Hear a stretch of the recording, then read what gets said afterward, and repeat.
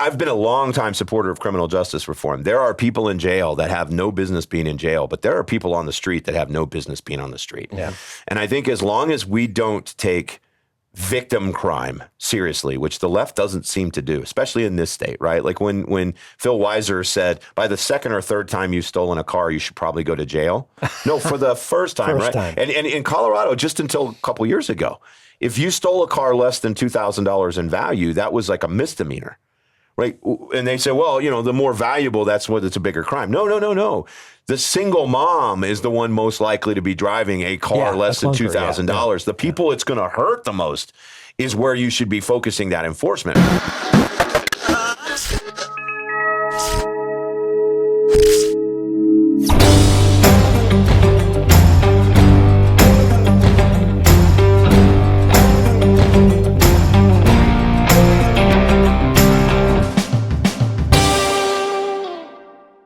Hey guys, it's the Twisted View, like The View, but with dudes. Hey, Leland Conway, along with my friend Ben Allbright and my buddy Christian Toto, as we bring you some more of the day's news. Just came across the story, guys, on Complete Colorado. Great website. They got a complete compilation of all kinds of cool stuff coming around our state. And it's about crime. And we've talked about this issue before. Violent crime is up. When I have people visit from outside the state, they're always shocked at how dangerous Denver has become. In particular, in Colorado, violent crime is up 79%. Wow. And in Denver, it's up 91% since 2010. So in a short 15 years, crime rates have almost doubled when it comes to violent crime, both in the state as well as in the city. And all I hear is politicians talking about it, giving it lip service. But I keep seeing people try to kidnap a kid. They're back out. No charges. They weren't competent to stand trial. Guy drags a woman to her death, back out, no charges, not competent to stand trial. There doesn't seem to be any serious objective look at how do we solve the problem of violent crime, nor does there seem to be any serious objective look at how we got into this place in the first place, right? Who brought us here? What policies brought us here? Well, since I moved here in 2012, I'm sorry for my part in importing. So it followed you. That's right. I came from East St. Louis and Little Rock, so I did come from some. I think that's your Little Rock. God bless you. You remember the 90s, Banging in Little Rock, the HBO documentary? Wow. And East St. Louis, too. Yeah, that's where I was born. And then, I came here directly from Tampa, but at the time, Tampa was they were dealing with a large homeless crisis, which I guess I imported as well. So I'm sorry. That's my bad. It's on me. You look like it today. After the washing machine broken. Right. I mean, without drilling down onto what specifically entails this, I will say that my biggest frustration is the release back to the street because they can't stand trial. Do we not have some sort of medical, like you have to be held in a mental institution thing? Because if we don't, what's going on here? Yeah. You committed a crime, not being competent to stand trial is not a thing. I could fake crazy. Yeah. I'll do that the rest of the show. Things are getting real weird here. Yeah. Yeah. I think, to your point, I think we know exactly where this came from. It came from, and it started about 10 years ago, leftist policies that we had to go easy on crime. And it was like everything in America, we always overreact and the pendulum swings too hard. In the 1990s, the whole tough on crime movement actually did go a little too far, right? They locked people up for smoking doobies on their couch. And there's one guy that was locked up for possession of marijuana, life prison sentence until it was commuted in New Orleans. That is inconceivable, right? But we had a huge violent crime. If you go back, I just came across a story this morning. I couldn't believe it. It was in the New York Post. It was 1989. Donald Trump stopped a mugging. Donald Trump is with his soon-to-be wife. Not the one that he's not Marla? Marla Maples? Yeah, Marla. Yeah, He's with Marla Maples and another couple in his limousine going to a Paula Abdul show. Of course, they're in the limousine and they see this guy attacking another guy with a baseball bat, beating him. And Donald Trump demands the limousine pull over. He gets out, walks over to the guy and says, "You need to stop doing that right now." And the guy recognizes Trump and he says, "I'm not doing anything wrong." And he says, "How the hell are you not doing anything wrong? You're beating a guy with a baseball bat." He threw the baseball bat and walked away. Wow. Kid you not. But at that time in New York, that crime was rampant like that. That was a reaction to that. We overreacted and we basically said, we're not going to do, back in the 80s, we said, we're not going to do insane asylums. We're not going to do any of these sort of, involuntary retention of people. And as that happened, the gates opened. We got homelessness. Yeah. We got violent crime. And the left's policy is always give the criminal a second chance, screw the victim. That's how we got here. Yeah. Mental health is the real big issue in our country, maybe even of our age, that we just don't want to stare at, address, and deal with. We're not ready for that. I just think that the crime issue is the frog in the boiling pot of water. It goes so slowly, it gets up and up and up very carefully, very gingerly, and we don't notice it. All of a sudden, there's a tent city in every other street. Right. Oh, this crime is rampant. It just happens in a way, and we don't hold the people in charge accountable. I just don't understand it. I mean, I give a second and a third thought whenever I need to go downtown in Denver right now. Yeah. I don't want to. I really don't. Yeah, and same. I love being downtown. Yeah. I love the restaurants. I love the sports. I love the activity. I love the energy. I'm from New York. I love walking in a street, a city street. And now I think about it twice, and and I'm not alone. And I don't have the trust in the leadership, in the police. They're doing the best they can, but their hands are tied. That's what we are. I used to love downtowns. That was like my favorite fascination was every big city in America, downtowns. Have we lost that, Ben? Is it gone? Are we never going to get that back where you can go with your wife to a show, in a downtown and not be afraid of Batman scenario taking place where Gotham rises and stabs you? I wonder if I'm Batman. No, By the way, what were his parents doing in the alleyway anyway? Like, why did they were sneaking out the side from the theater because they've been watching Faust. And they were sneaking out the side from watching a little kissy in the alleyway. By And the they way, I got just stabbed. instead of the bat signal, just like Donald Trump's the silhouette of his hair. The hair signal, or whatever. Yeah. Which, by the way, that story, tell me that was not a Mad Lib, and that was it was probably Donald not Trump true. and Paul Abdul concert. Yeah, it's probably come not on. true. I just saw it. I was like, wow, that is somebody got on Mad Libs and just.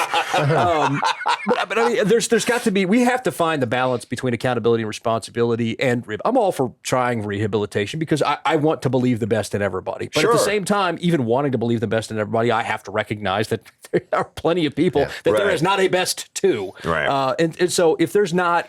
There can't be a backstop of, well, they can't stay on trial. We just got to let them go. That's inexcusable. Like, it's blowing my mind right now that that's a real thing. Somebody said the other day, everybody deserves a second chance. Nobody deserves a third. Was that you? That's me. That's my quote. That was you? Yeah. Okay. So it stuck in my head. And I think that that's absolutely on point, right? I mean, I'm with you. I think I've been a long-time supporter of criminal justice reform. There are people in jail that have no business being in jail, but there are people on the street that have no business being on the street. Yeah.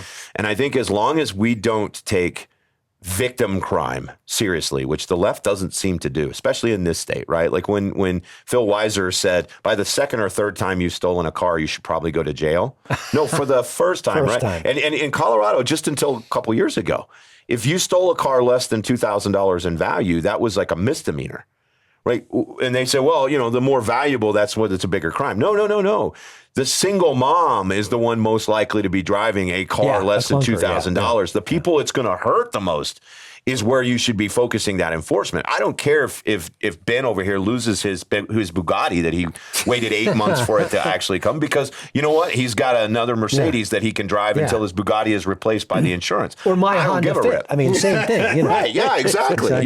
He actually does drive a Honda Fit. It has pedals on it. Yeah. It's like a Flintstone. But I mean, you understand what I'm saying? It's like, I think we can point the finger there. How we fix it, how we dig out from this might literally require a lot of people in Colorado who are used to voting one way, voting a different way. Well, and there's a lot of these things that like, for instance, Weiser's supposition that, whatever, that seem like common sense for a second that are not. They're actually, they create more problems down the line. Like you're just talking about the less than 2,000. All that means is people are going to steal cars for parts that are disproportionately affecting poor people. Yeah. Right.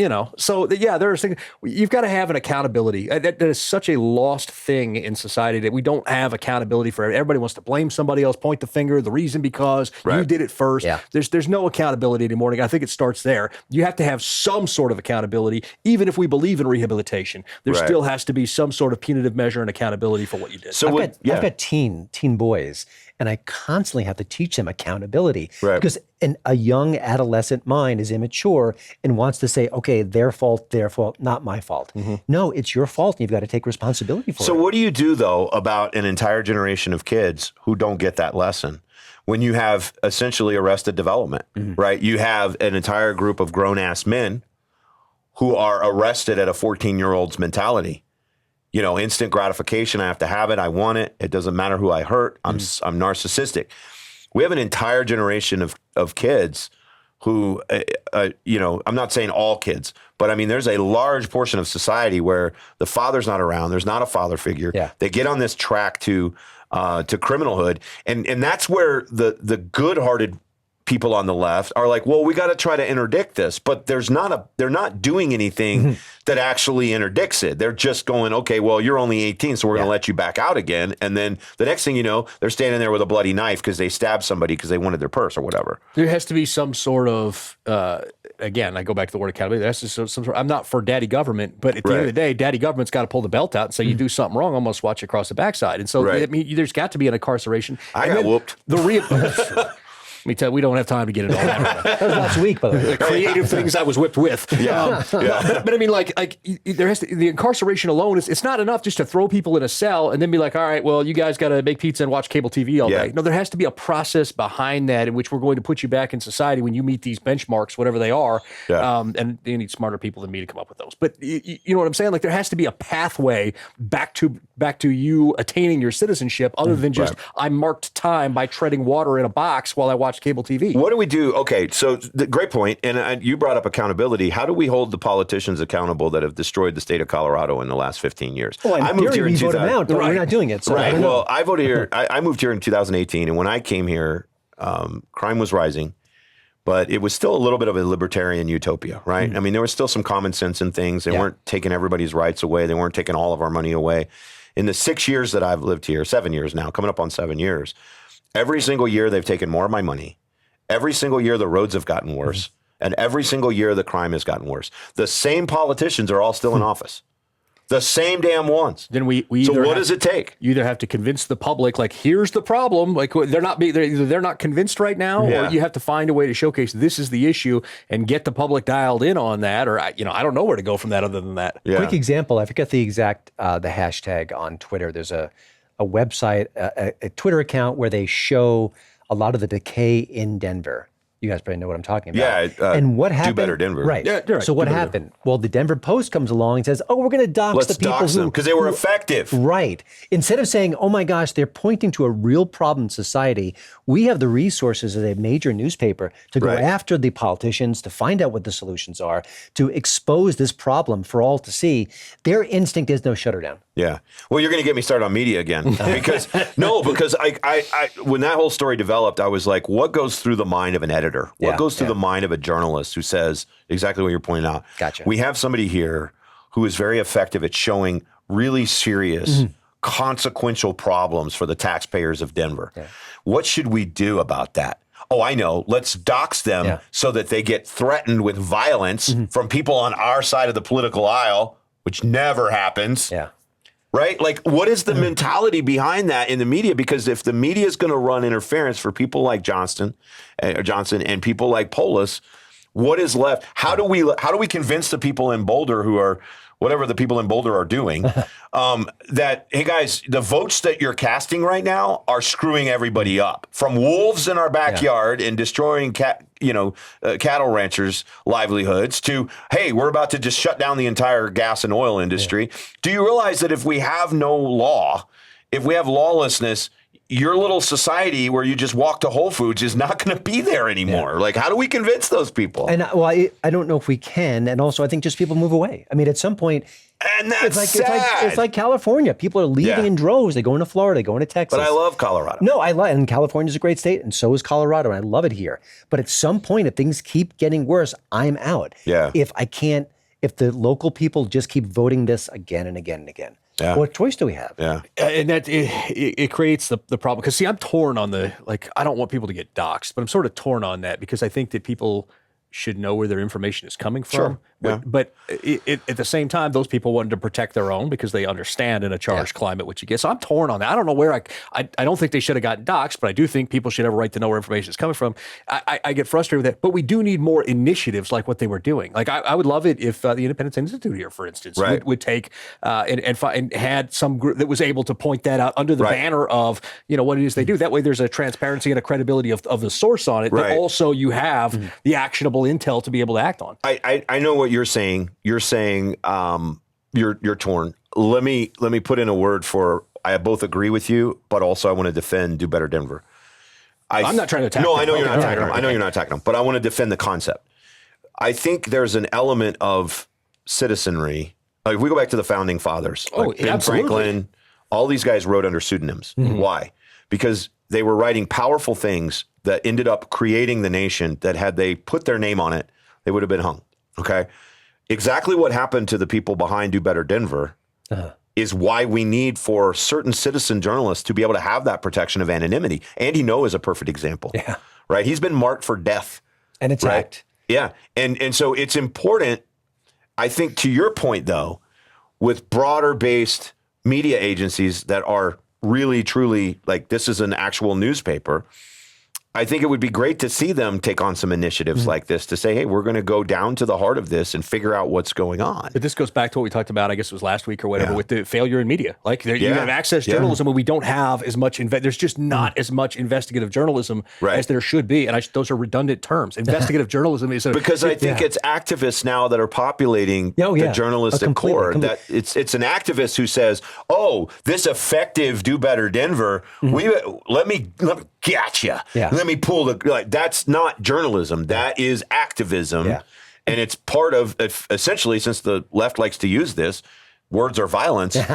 They're kind of doing violence to those people because the whole point of unmasking them is because they know people will come after them. And they would have got away with it if it wasn't for those darn kids. That's right. And if Do Better Denver was maliciously editing things together or taking shots of maybe Las Vegas at its worst, and saying, "Oh, this is Denver." Then you got an argument where the Denver Post could swoop in and say, "Hey, what they're trying to do is good. This isn't real." But they're doing something that's negative, that's malicious. That I would get. Otherwise, I don't get it. Don't get it at all. I think kind of bringing this back full circle, though, to the issue of how do we deal with crime. Or Venn diagrams. I love Venn diagrams. Venn diagrams, that's great. Okay, Kamala. So two things. One, we have two separate issues, I think, driving this. One, we have a lack of punishment from the legal system. Okay, that's one track. And the other track is homelessness. So not all violent criminals are homeless, obviously, but there's two tracks where this happens. It happens when you have recidivism constantly, and it happens with homeless people too. Flashing over to California when the whole Jimmy Kimmel story broke, right? You had a guy that shot up an ABC affiliate in Sacramento, okay? He was back out on bail the next day because of California, which Colorado is trying to emulate because of their criminal policies. And that guy had a list of his next targets. Oh, yeah. A list. He said it. And they put him right back out on the street. They put him right. How is there not a 72-hour hold? Like a mental, like it blows my mind. We have to bring that back. We have to bring that back. We can do it better now than we did it in the 80s. We don't have to run experiments on these people, right? We can just put them in a place where they have 3 hots and a cot and there's somebody just tending to them, right? Because that's better for them. You know, in San Diego, California last week, and I know this because I do a radio show in San Diego, there was a homeless guy that had a long violent criminal record, 14 arrests, who wandered into the side of a restaurant before opening, and the first employee he saw was a busboy there, and he stabbed him 8 times. You're at work, and you're expecting to be totally safe, and this guy just wanders in that's homeless and stabs him 8 times. And there's no place to put that guy. There's no place. And the left doesn't want to put him in jail. So there's no place, to your point, Ben. There is a place to put him, and it's called jail. Well, attempted murder. Jail is number one, okay? But also, if he truly is crazy, he should be in some kind of institution that is like jail. Yes. You know, but that is treating those issues or whatever, because he should not be on the streets. And they think that if we just leave these homeless people out there, that's the compassionate thing to do. There's a lot of them that are mentally ill, and maybe they go turn on themselves, maybe they turn on each other, or maybe they turn on you and your children while you're trying to walk to a show. That's a horrifying story. It's like the Charlotte woman that got it's ridiculous. slashed. At the end of the day, law is not a law without a penalty behind it. If you break it, it's not a law. It's a suggestion. It's a suggestion. You know, we would like you to do this. It may not be a perfect scenario where a mentally ill person is in jail because maybe it's not completely fair to him, but it's better than that person is still alive. It is, sure. Because there's here's the bigger picture of everything. The bigger picture is that in blue cities and blue states, the tax-paying citizen who funds everything comes last.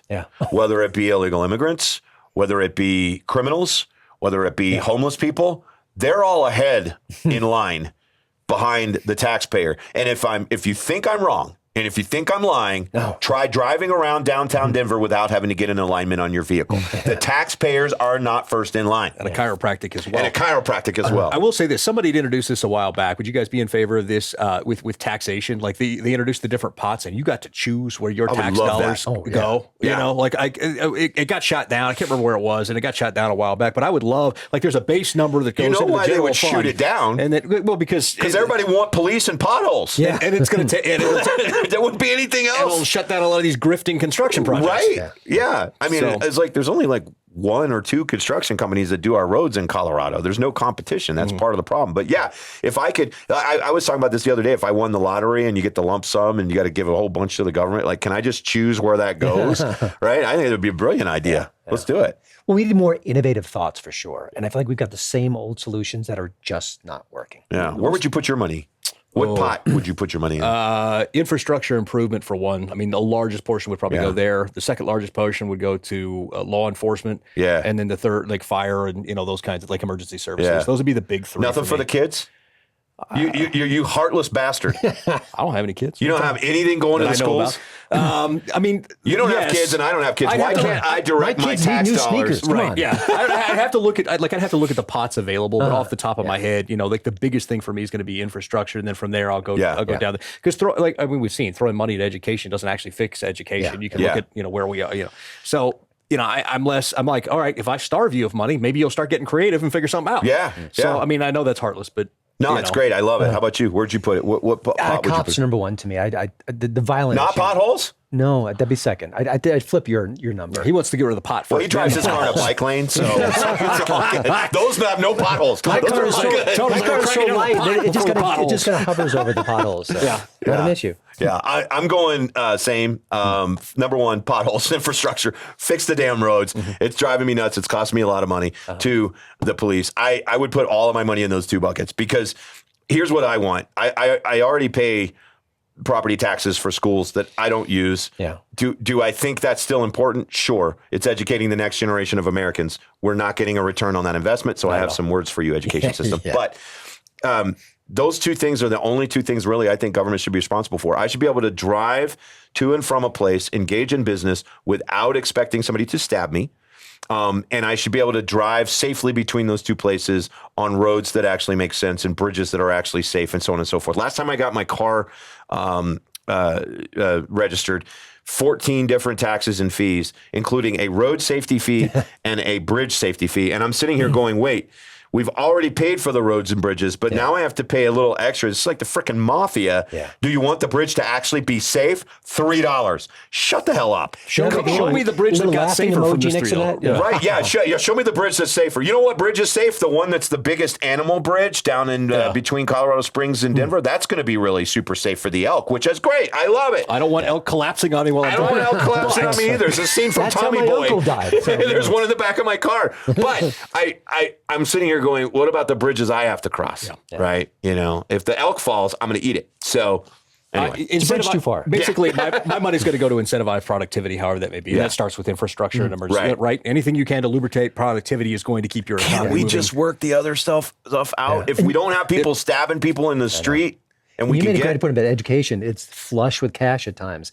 I used to work in D.C. Half of them can't read. The D.C. School system got tons of money. When I called their PR people up, they went straight to voicemail. They couldn't even answer phone calls. Yeah. It was just such a disaster. We spend more per student than almost anywhere in the world, and we're still 32nd in education. Which is unconscionable. Yeah. And the only reason I leave schools out of a bucket that I would put money into is because they're just not. There's no results right now. Yeah, that's what I'm saying. It's like putting money into nothing. Starve you till you figure it out, and then we'll worry about where the money should be allocated. Oh, and the indoctrination that's going on in the schools. Too. I'm a dad. I know that. That's you see it that's firsthand. a subject for another 6-hour day. Yeah, we could do that. Wow. I think we've solved Colorado's crime problem. Done. Check. What's next? One last thing. Oh. Here's how you solve homelessness. All right. It is the 3-door policy. Maybe I talked about this before, but I'm going to say it again. All right. Number one, when you encounter a homeless person, they have 3 choices. Door number 1 is you're going to jail because you can't stay out here on the street. You cannot camp here, you cannot pee here, you cannot poop here, and you cannot bump uglies with your buddy here, okay? Right. So you're going to jail. Or number 2, we have a rehab center for you, okay? If you have mental issues or you have drug abuse issues, we're going to put you in a rehab, get you back on your feet. Then we've got a path where we can help you get employed and housed, and then we'll get you back up on your feet. Good to go. Number 3, here's a bus ticket. Where the hell do you want to go? It ain't going to be here. Those are the 3 options. Until we adopt that, you're still going to have crazy people running around naked in downtown Denver with machetes stabbing people. I got a little more robust. Okay. Maybe Door number 4? Yeah, door number 4 and 5. Instead of paying all that money for bus tickets and whatever else when they're just going to come back anyway, why don't we put that money, purchase a plot of land on the outskirts of town, and this is the homeless encampment. I love it. That's where you can be. If you want to live in a tent, there you go. That's where you're at. Figure it out. He's over in Bumtown, Colorado. If you're homeless and you want to work towards something, we have these dorms that we purchased in the city. You can live here as long as you maintain and show every day your documentation of your job with us, and we'll help transition you to something else. And if not, then you can go to jail. I like it. I think you do with pedophiles. You put them in Perv Town, just out in the middle of somewhere out east where there's nothing. And then we have Bumtown. And Bumtown is the place you go. If you want to live like that, you can go to Bumtown. And may need some good luck. marketing pizzazz for those. We need those names. What's wrong with those guys who did the 6th Street renaming? Maybe we could pay them millions of dollars to come up with something. What that was $1 million. I'll charge right. $500,000 to come up with Bumtown. Right. All right, love it. Benjamin Allbright, Christian Toto, Leland Conway. You've been watching The Twisted View.